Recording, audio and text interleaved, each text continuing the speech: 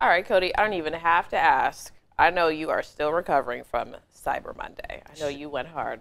I went hard. I know. I'm not going to say that there were, a few web pages pulled up at my work desk, but I know for a fact there were, but we don't have to put that out there. It's between me and you. That's between us.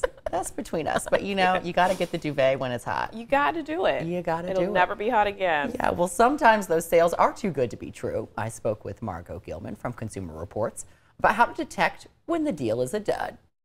We're talking sales that are too good to be true, which if you ask my mother is all of them. None of them are real. But since 2014, more than 150 lawsuits have been brought against 80 different retailers for duping consumers with false advertising. What does that mean? And what are these duping practices that we could see? If you've ever walked into a store that you've seen plastered with signs saying everything's 40% off, and you've thought, seems like every time I've been in this store, I've seen those same posters, you would be correct. There is a lot of problems going on. There have been, as you say, a number of lawsuits that have been brought over the last 4 years against retailers for using deceptive sale pricing practices, which is to say that they are referencing an anchor price from which a discount is calculated that never really existed or existed for a very short period of time. What are some of the sneakiest? Like what if I saw, what would be something I could see right now and be like, oh, they're good. That was slick. These buy one, get one free offers. You've probably encountered those.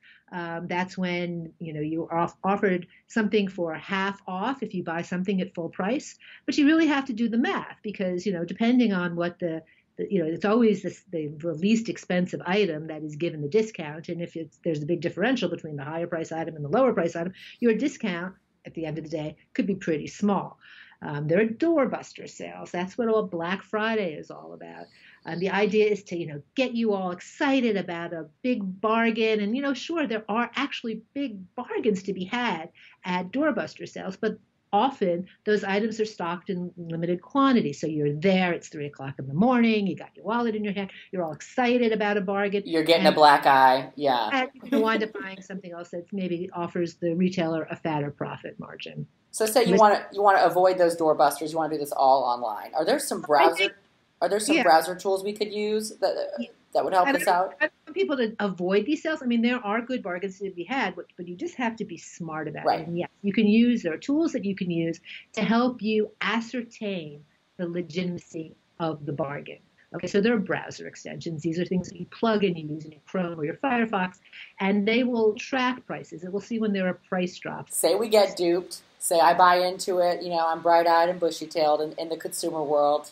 Is there anything I can do to rectify that mistake? Yeah, that's a little trickier, right? It's really hard, I think, for any individual consumer to prove that anchor price was never really the price at which something was being offered. I mean, I don't know if you have the time. I don't, to track prices all the time. No. I think the best advice is to just not get yourself into that situation in the first place. Best advice. It's not a good deal. It's just They're not doing you any favors.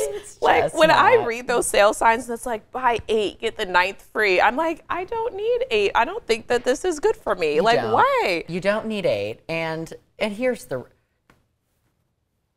my tip. Please. Well, I just feel like a deal is never really a deal. Right. But never pay full price for anything.